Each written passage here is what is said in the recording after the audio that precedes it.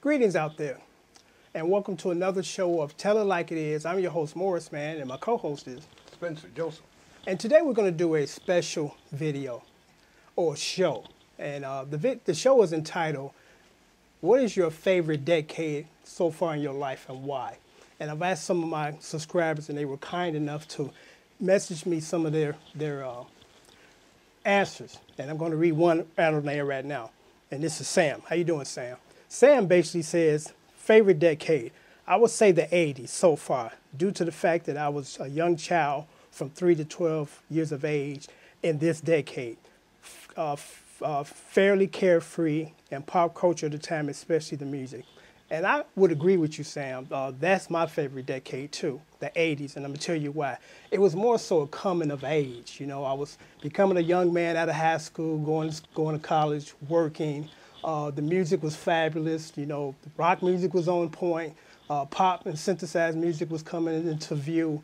R&B was strong. Ballads, Freddie Jackson, and and Luther Vandross and people of that nature. Carefree to an extent, but yet starting to become your own. I look at the decade now, and of course somebody's decade out there is right now their favorite decade. But one thing I can say about the 80s, and I'll turn it over to you, is when I was living the 80s, I knew that it was special. It was just something about that particular decade where everything came into focus. Like I said, the music was on point.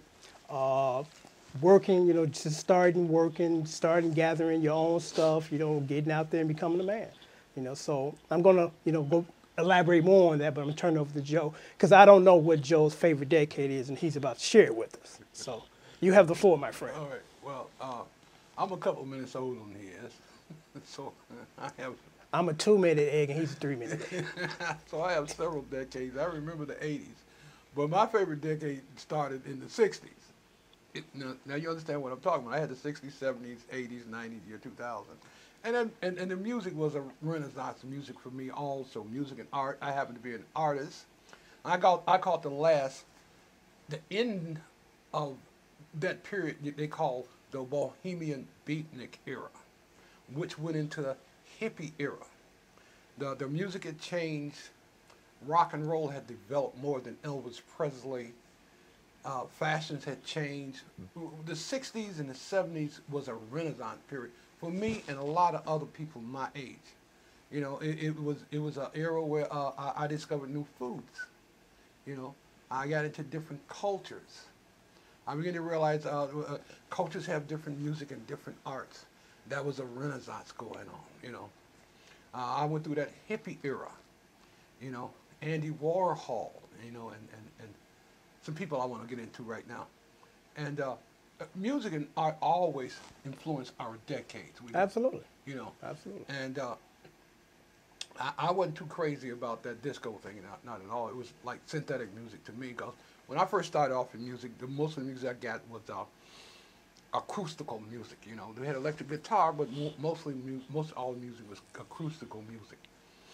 And with the arts, the new arts that came out, the new graphics and stuff in the 60s was a wonderful era. It was so far away from the classic paintings and sculptors, and the new graphics were wonderful to me. I really enjoyed my era. The politics, religion, you started getting a better understanding about politics. Like he said, he was coming of age in the 80s, and I was coming of age in the 60s, and I had the 60s and the 70s. It was interesting. I had a good time. Yeah, let me read another one. Here's another one from one of our subscribers, Tony. How you doing out there, Tony? And thanks for your input. And here's read this, 60s, for the music, and you want to know why. The genre didn't matter. Radio stations played everything, and you're exposed to everything, from Frank Sinatra to Dean Martin to Aretha Franklin to George, Paul, Ringo. And San Francisco psychedelic, Detroit Motown, Deep South Soul, New Orleans pop, funk, and Philly, Chicago blues. You could even throw in some Marty Robbins. So that's Tony's favorite era, the '60s. And the '60s, I would have to say, was a pivotal point in that decade. I mean, in that century.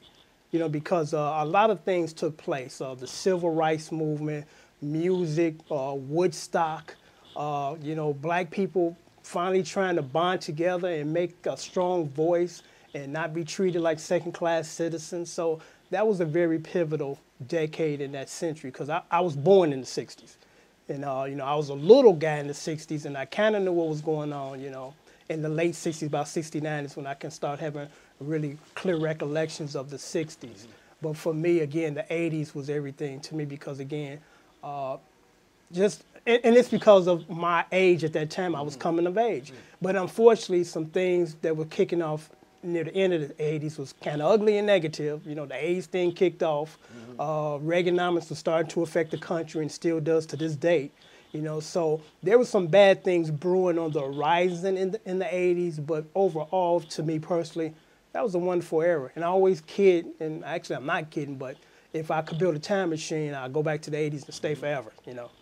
Well, love it. And music thing, back in the '60s and early '70s, there's a lot of politics in music because of the money and all that. We don't have time to get into that, but it was really tripped out. I used to sing a little bit also, and entertainment business was tripped out. I think I learned more being out in the world instead of that ABC thing. I'm not telling everybody to quit school, you know, because you need a degree in something. But experience is his best teacher. Yeah, well, you know, because there's just some things a school classroom can't teach you. And you have to really go out there and learn that this is what you need to do to be productive. Let me read another one. And this is from my good friend Larry. And let me just say this about Larry. Majority of my subscribers should thank Larry for the music, because Larry's the reason why I put so many videos up for covers, because I wasn't thinking about the numbers and how many I was doing. I was just doing them because I enjoyed it. But, you know, Larry chimed in and said, man, this guy's got about 800 videos. In another 2 months, he probably have 1,000. And it kind of clicked in my head to kind of increase the numbers. So I thank you, Larry, for the encouragement that you've given me, and I'm sure that my subscribers do from all these extra covers. But let me kind of read just a summary of Larry's answer as far as what is his favorite decade. And it reads like this. I'm from the old school, clubbing days, and I guess it would be the '70s. They were very informative years. Many, many great memories came out of that time. I remember cutting grass for $5 or $4 and saving up for my first $25 guitar at the pawn shop when I was 12. And I can go to Hardee's and get a good cheeseburger and fries and a drink and get change back from my dollar. I remember those days, Larry. I used to go to the record store, and that was a big-time thing for me. I would go and buy 8 tracks and put them in my cars and enjoy it. There was no CDs or no DVDs, and all the rich folks who had VCRs, but they were beta in format, and gasoline was 50 cents. And he goes on and kind of, you know, go into more detail about, you know, why the '70s was such a great period for him. And I agree. You know, as you get older, you look back and see all these things that you had at your disposal. They were relatively inexpensive, as opposed to now a $500 phone. I'm like, I'm not paying $500 because a phone to me just does this. I make calls, I get texts, I send texts. I don't need to watch TV on the 2-inch screen, because I watched the TV on the 7-inch screen back in the '70s, and I didn't like it then. So why am I digressing? You know, I got a big 52-inch screen TV, and that's what I like watching my TV on. Well, kids think they're fascinated with that smaller screen. And then it's marketing. I mean, a lot of people don't realize how strong marketing is, because I talk about it all the time when I do my guitar videos, where I'm not a $2,000 guitar guy. I'm not going to spend $2 grand on a guitar, because it's not the guitar, like Larry said. It's not the wand, it's the wizard. You know, so you can go out there and spend all that money you want. That's not going to make you a better guitar player. What makes you a better guitar player is practice, practice, and practice. You know, as opposed to you spending $2 grand on a guitar. Now, if you want to spend your money and you rolling like that, hey, more power to you. But don't see the logic in it when it's not necessary. That money thing. On my first job, I was working in a box factory, And one of the older guys, a friend of mine's father, looked and said, "Yeah, I hear you working." And I said, "Yes, sir." He said, "How much you making?" I said, "Well, I'm clearing $67.50 a week." And he, "Oh man, you're making grown man's wages." And I began to realize $67.50 a week bought you a car, paid rent, and bought food and clothes for the kid. And I was really upset because I figured that wasn't enough money.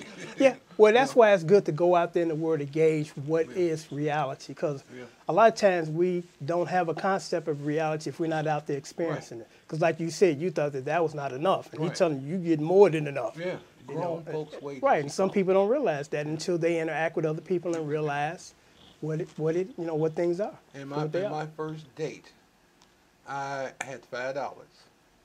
And we were smoking, I bought 2 packs of cigarettes, bus fare, and we got 2 burgers. Yeah. And I came home with change. Yeah.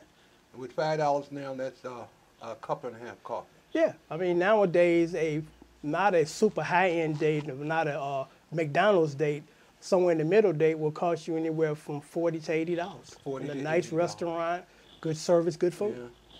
Yeah, this is true. I know. Yeah, but we're going to wrap this up because we can sit here and go down memory lane forever. But I'm just going to give you my last closing remarks. Again, for me, the 80s, I just enjoyed that time period.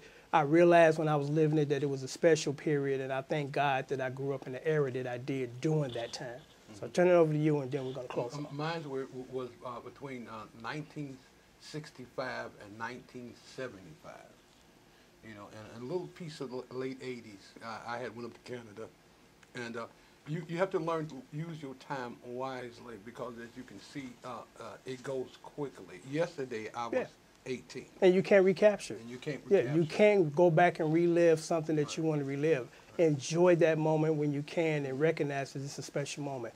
And then on that note, I'm going to close off. But again, I want to thank my subscribers, Tony, Sam, and Larry, for being kind enough to send in your thoughts on or your answers on why these decades were your favorite. So on that note, I'm signing off. I'm Morrisman, and my co-host again is Joseph Spencer. And until next time. I have one more thing to say. Okay. This time is not long enough to get into what that time based to our lives and influence other people's lives. Now, good night. Okay, on that note, always keep thinking. Take care. Bye.